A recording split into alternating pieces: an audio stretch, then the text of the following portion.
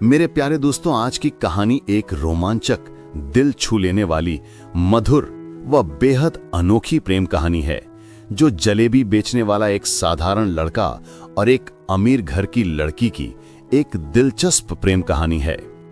इस रोमांचक कहानी में जानिए किस तरह एक गरीब लड़का और अमीर लड़की का प्यार समाज की दीवारों से टकराता है और किस मोड़ पर उनकी किस्मत उन्हें ऐसी जगह ले आती है जहां प्यार और हिम्मत दोनों की अंतिम परीक्षा होती है। और क्या सच में प्यार जात पात को भी नहीं देखता?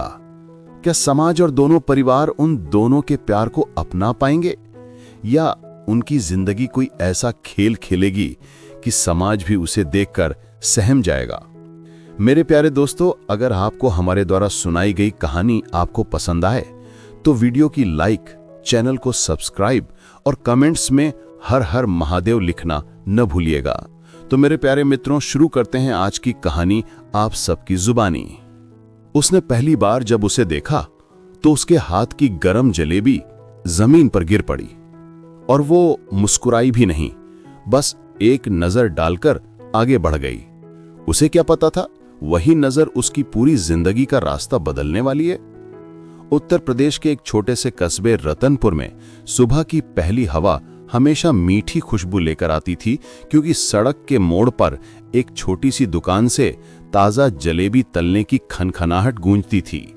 दुकान का नाम मधुर मोड़ जलेबी भंडार, और वहीं खड़ा होता था इस कहानी का नायक अमन, 20 साल का दुबला पतला, तेज आंखों वाला, हमेशा मुस्कुराता हुआ लड़का। अमन अपने पिता रामलाल जलेबी वाला की पुरानी दुकान चलाता था।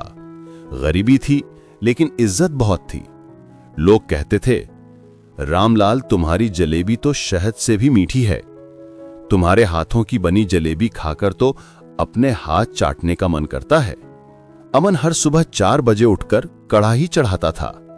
तेल की खुशबू, चाशनी की मिठास, सब जैसे उसकी रगों में घुल गई हो। उसे अपने काम से प्यार था, लेकिन जिंदगी में खालीपन था। कोई सपना नहीं, कोई चाहत नहीं। उसे क्या पता था, उसका सबसे बड़ा सपना उसी सुबह उसकी दुकान के सामने खड़ा होने वाला है। उस दिन अमन जलेबी तल रहा था कि अचानक सड़क पर चमकती सफेद कार आकर रुकी। दरवाजा खुला, जिसमें से उतरी एक लड़की जिसकी खूबसूरती देखते ही अमन का हाथ कांप सा गया।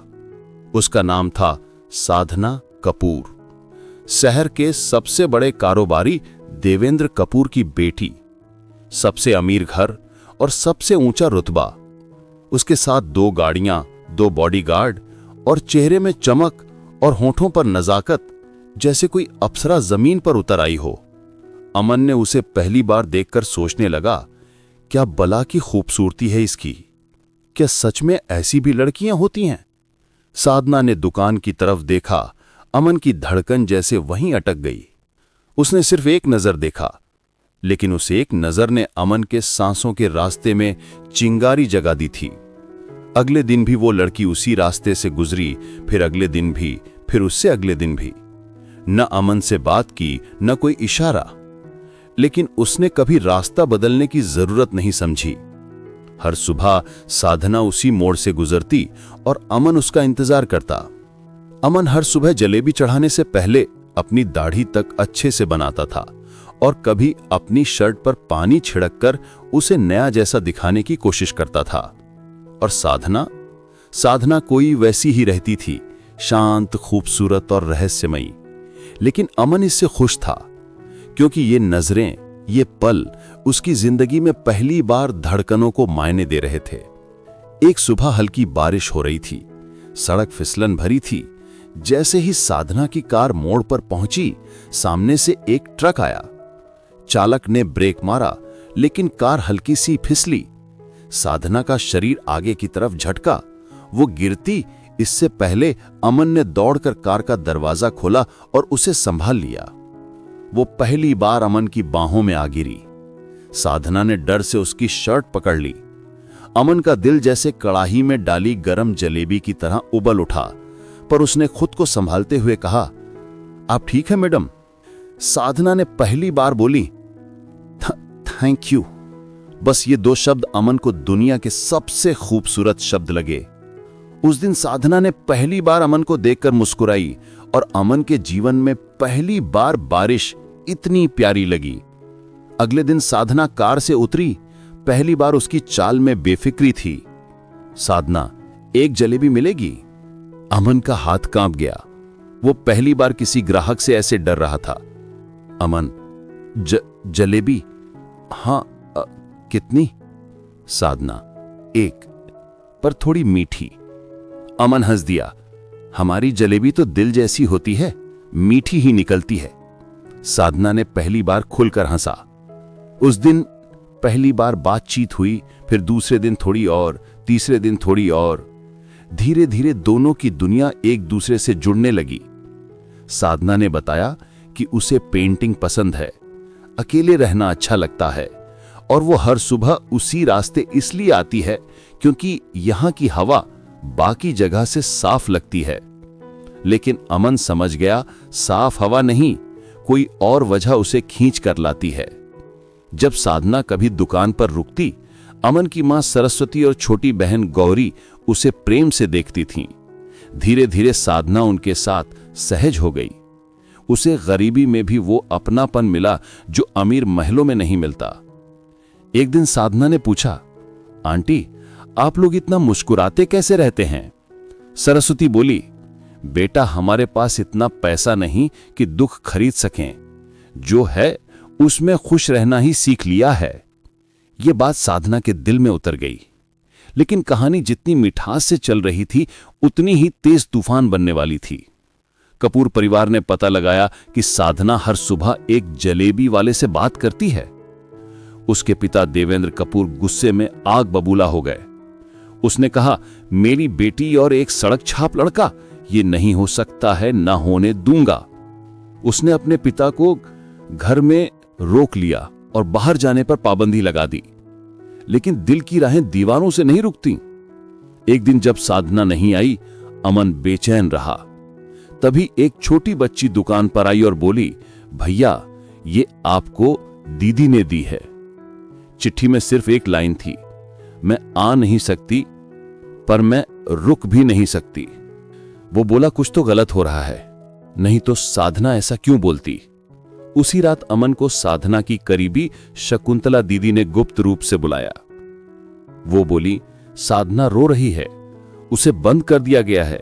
वो तुमसे बात करना चाहती है पर मौका नहीं है। अमन ने सीने पर हाथ रखकर कहा, मैं उसे छोड़ने वाला नहीं, चाहे दुनिया बदल जाए। अभी अमन साधना तक पहुंचने की सोच ही रहा था कि उसके पिता रामलाल की अचानक तबीयत खराब हो गई। डॉक्टर ने कहा, हार्ट अटैक हुआ है, 3 दिन खतरे में हैं। अमन की दुनिया दो तरफ से टूट रही थी, एक तरफ पिता, दूसरी तरफ साधना। उस रात अमन इतना टूटा कि पहली बार जिंदगी में उसने खुद से पूछा, क्या सच में मैं साधना के लायक हूं? लेकिन अगले ही पल उसकी मां ने कहा, बेटा, अगर इंसान किसी को दिल से चाहता है तो भगवान भी रास्ता निकाल देता है। उधर साधना 3 दिन से कमरे में बंद थी, न फोन, न बाहर निकलने की अनुमति। लेकिन उसने हिम्मत नहीं हारी। चौथे दिन उसने घर से चोरी छिपे निकलने की कोशिश की, पुराने स्टोर रूम की खिड़की से। उसी समय एक नौकर ने देख लिया और इसकी खबर देवेंद्र कपूर तक पहुंचा दी। देवेंद्र कपूर ने उसी समय फैसला किया, साधना की सगाई जल्द ही कर दी जाएगी। बस अब यह नाटक जल्द ही खत्म हो जाएगा। साधना के पैरों से जमीन खिसक गई। सगाई की तैयारियां शुरू हो चुकी थीं कि अचानक साधना की नजर अपने कमरे की खिड़की से बाहर पड़ी। सामने सड़क पर अमन खड़ा था, तेज बारिश में भीगता हुआ। उसके चेहरे पर एक ही चीज झलक रही थी, विश्वास। साधना के होंठ कांप गए। वो खिड़की पर हाथ रखकर धीमे से बोली, अमन। और यहां अमन को देखकर साधना का दिल जोरों से धड़कना शुरू कर दिया। यहां साधना की सगाई की तारीख तय हो चुकी थी और उधर अमन के पिता की हालत नाजुक थी। देवेंद्र कपूर ने अपनी बेटी पर इतना पहरा लगा दिया था कि कोई रास्ता ही नहीं बचा एक दूसरे से मिलने का। लेकिन उसी रात बारिश, अंधेरा और डर के बीच अमन ने एक ऐसा फैसला लिया जो इस कहानी की दिशा बदल देगा। उसने सोचा, क्या मैं साधना को बचा पाऊंगा या हमारा प्रेम भी किसी जलेबी की तरह गोल गोल घूमकर टूट जाएगा। अमन बारिश में खड़ा था और सामने उस घर की खिड़की में साधना का चेहरा। वो रो रही थी और अमन को लगा अगर आज वो कुछ नहीं करेगा तो जिंदगी भर पछताएगा। उसने खुद से कहा, डर गया तो खत्म, लड़ गया तो शायद जीत जाऊं। उसी रात पास की दुकान पर अमन ने साधना को बचाने का पूरा प्लान बनाया।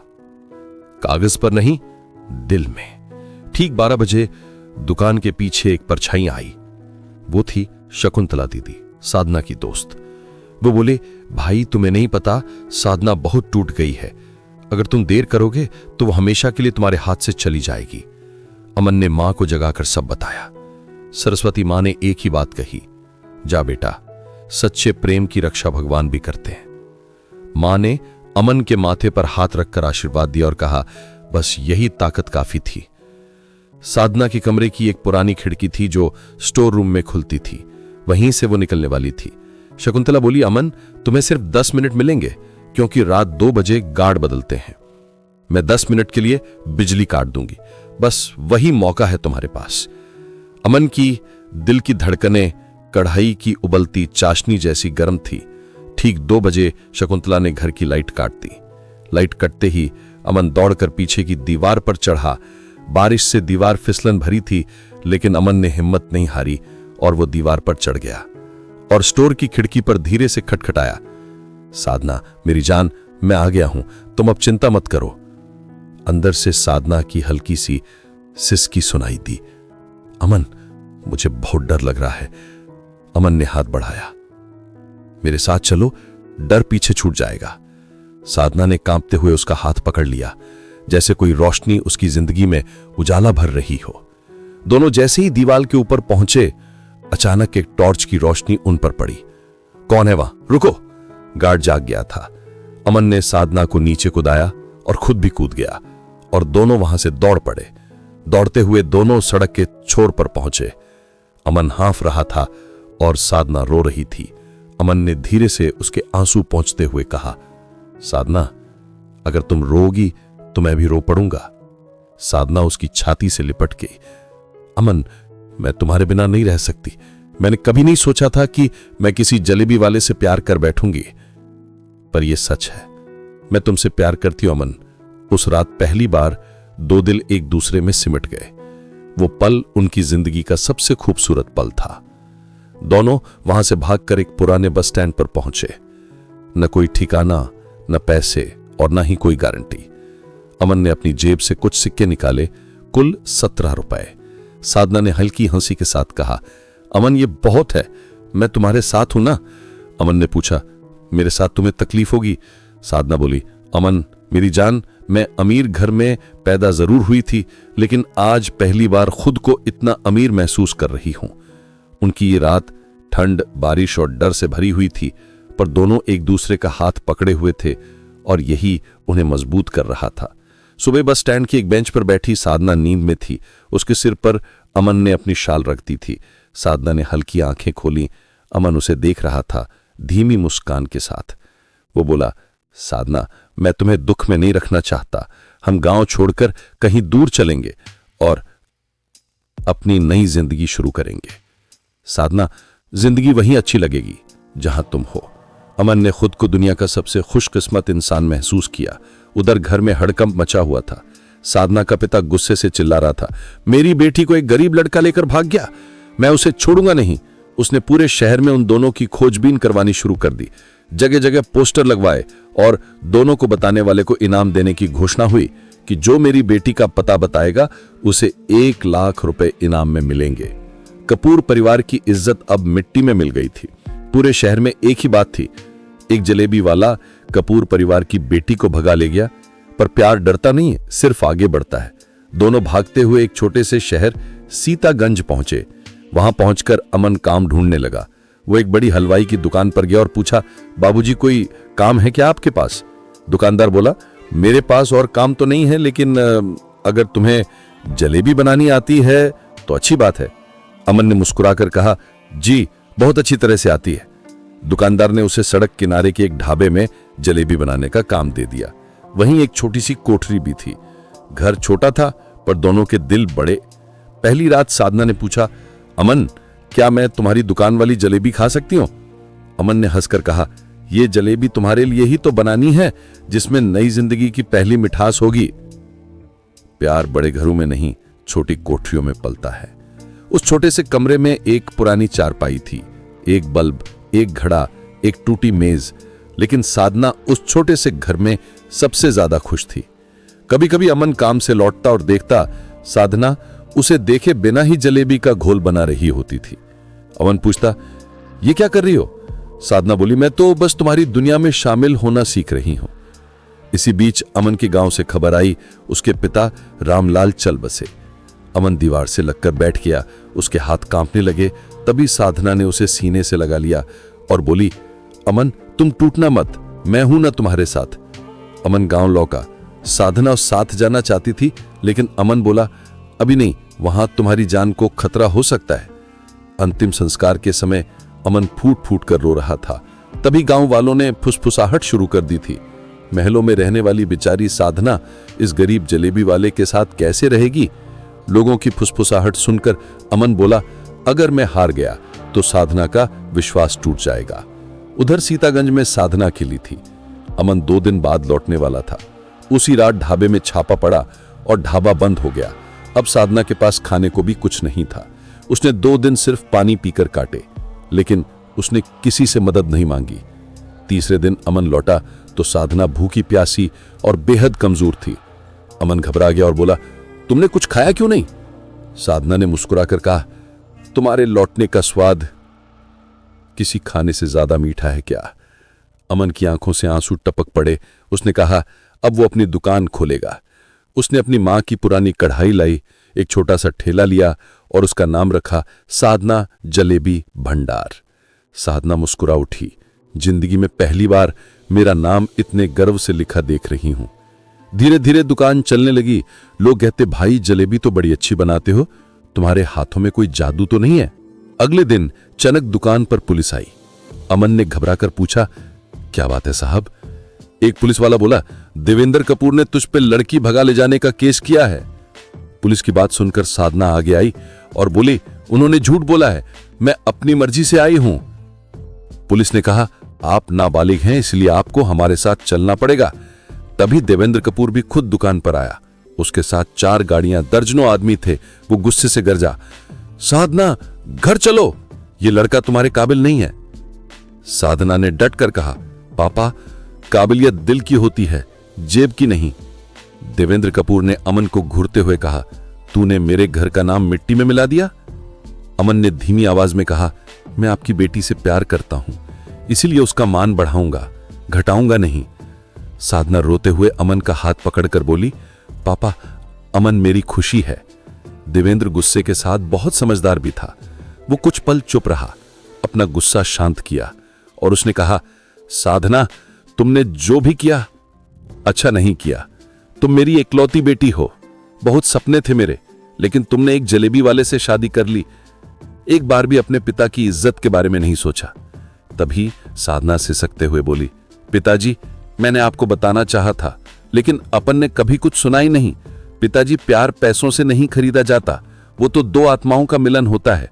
पिताजी, मैं जैसी भी हूं अपने पति के साथ बहुत खुश हूं। अगर आप मेरी खुशी चाहते हो तो हम दोनों को स्वीकार करना होगा, नहीं तो आप यहां से जा सकते हैं। बेटी की यह बात पिता को चुभ सी गई कि मेरी बेटी ने आज इतनी बड़ी बात कर दी। वो अपने प्यार के लिए सभी करोड़ों की संपत्ति को छोड़कर इस जलेबी वाले के साथ रहना चाहती है। लेकिन मेरा भी क्या, बस साधना ही बेटी और बेटा दोनों थे।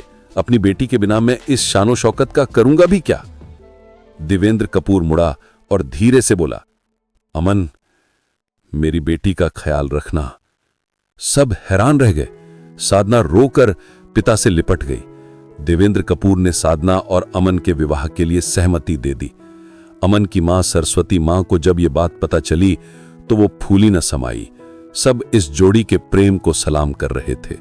कुछ महीनों बाद दोनों का विवाह बहुत धूमधाम से हुआ। विवाह के बाद दोनों बहुत ही खुशी खुशी रहने लगे। तभी साधना बोली, हमारा प्यार सफल हुआ अमन। इस कहानी की सीख बहुत सरल है। प्यार कभी अमीरी गरीबी नहीं देखता, बस सच्चाई देखता है। और सच्चाई की राह में अगर दिल साफ हो तो भगवान भी रास्ता बदल देते हैं। और सबसे बड़ी बात, जिसे पाने के लिए संघर्ष करना पड़े, उसका साथ उम्र भर निभाना चाहिए।